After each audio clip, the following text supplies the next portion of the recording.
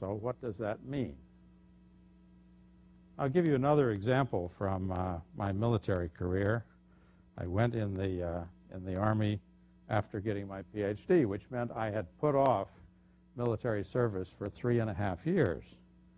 And during that period, they promoted me from second lieutenant to first lieutenant. I went down to get my physical exam to get promoted, and I asked the doctor, what do I have to be, physically in order to get this promotion? He said, you have to have a body temperature of at least 95 degrees Fahrenheit.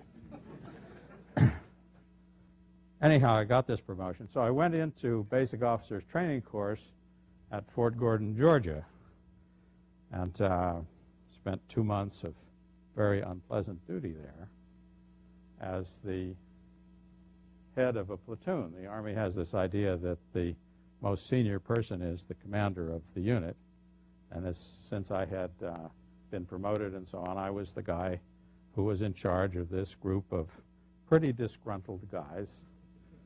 And many of them, especially the married ones, were being sent to Korea, and the unmarried ones were being sent to Germany, and they all thought that was terribly unfair. And I was in charge. And there was a captain who was responsible for 3 of these training platoons, so he was my boss. And he was an old captain, which meant that he was basically an enlisted man without a college education who'd done pretty well in the service and been promoted to captain. He called me into his office one day and he said, mark my words, he said, every organization reflects the personality of its leader. And under my breath I said something like bullshit, but I knew if I'd said that out loud I would be maybe in it, And so I didn't pay much attention to him. And at the end of the 2 months, it turns out that my platoon got the highest academic scores of any platoon for the previous 2 years.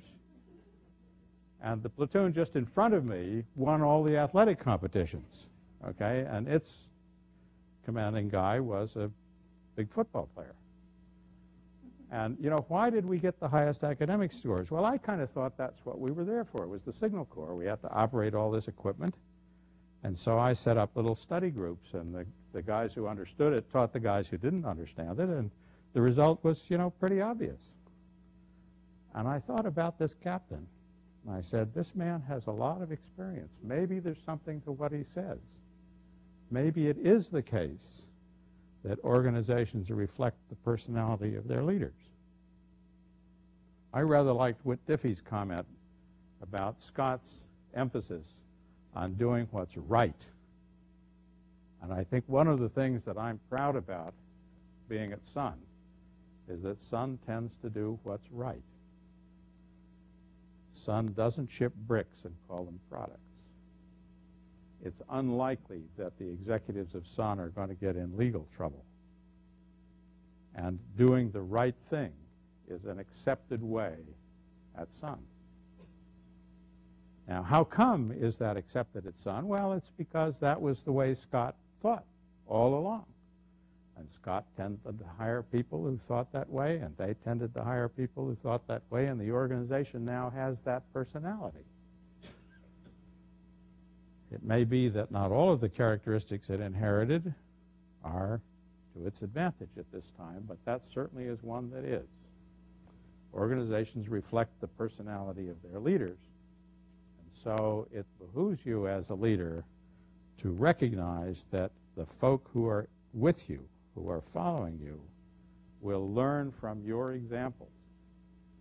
If you find that people are showing up late at work and not spending the hours that you think they should be, look at yourself and ask yourself, are you showing up late at work and not putting in the hours? If the people along with you are not as enthusiastic as you would like, are you?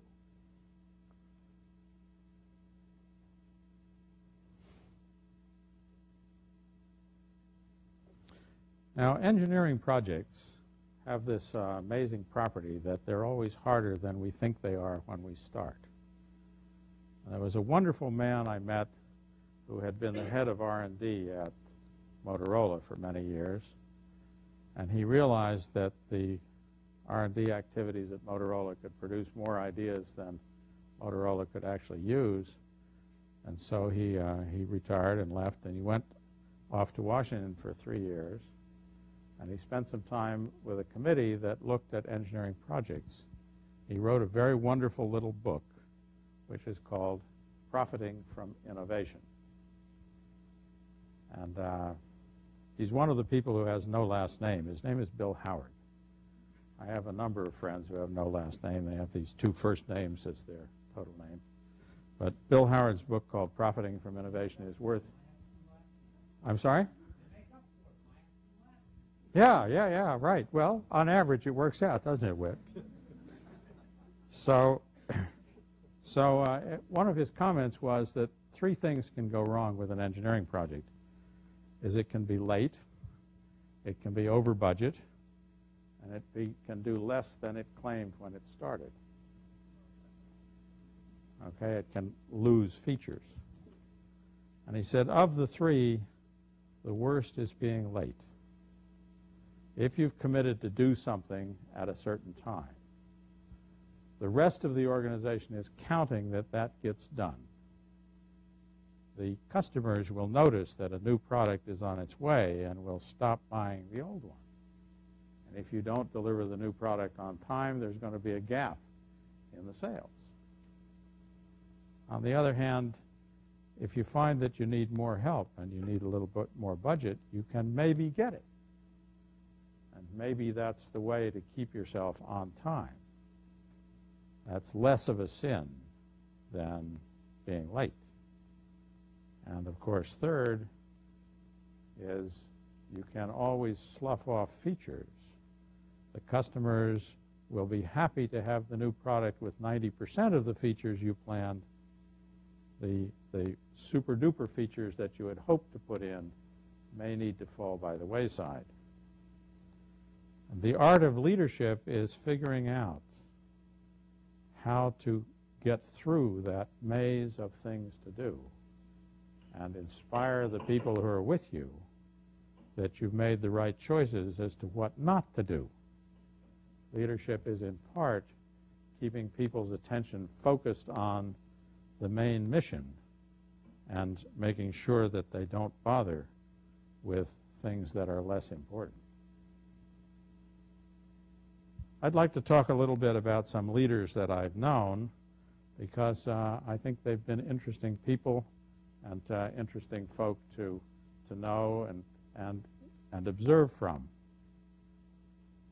Many of them have been people a bit senior to me, and some of them are now dead. But one of the things I gained from them was there's always something new to learn. As I've grown older, my experience has expanded, but there's always some more experience, something new, and something exciting to do. And learning goes both from the more mature to the less mature and the other way around. Young people don't know what can't be done, and so they propose to go ahead and do it, and by Jove, sometimes they do. And it's very exciting to see what the enthusiasm of youth will do.